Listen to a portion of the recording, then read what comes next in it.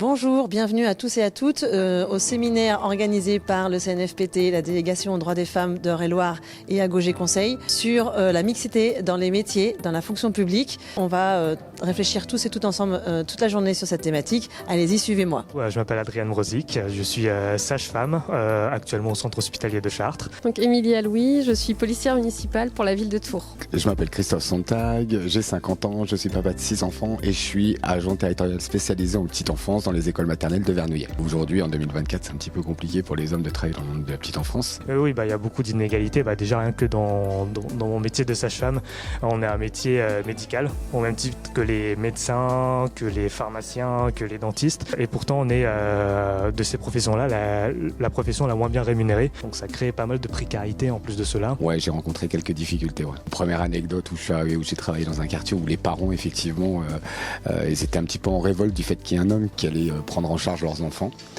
Donc il a fallu qu'effectivement je donne tout mon pédigré. C'était assez déstabilisant pour moi de donner tout mon pédigré, etc. pour pouvoir faire ma place dans l'établissement. Il y a beaucoup de discrimination, beaucoup de stéréotypes, voilà quoi. C'est encore très genré quoi.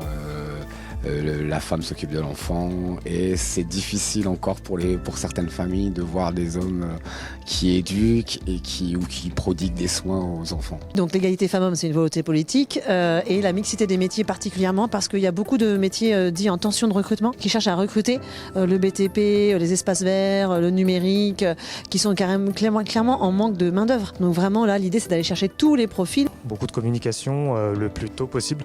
Par exemple, aller que ce soit dans les écoles, dans les collèges et les lycées, parler tout simplement du métier, des compétences, créer beaucoup plus d'équité plutôt que d'égalité et de meilleures rémunérations qui sont beaucoup plus en accord avec les compétences des personnes. Il faut amener plus d'hommes comme moi à pouvoir parler de ce métier qui est une véritable passion, une vocation chez moi. On pense que c'est un métier de femme et c'est pas forcément un métier de femme, quoi. C'est vraiment un métier qu'un homme pourrait exercer. Des fois, il faut expliquer les termes, tout simplement. Typiquement, le métier de sage-femme, ce n'est pas une femme qui est sage, mais c'est la sagesse, la connaissance de la santé de la femme, d'où sage-femme pour le coup.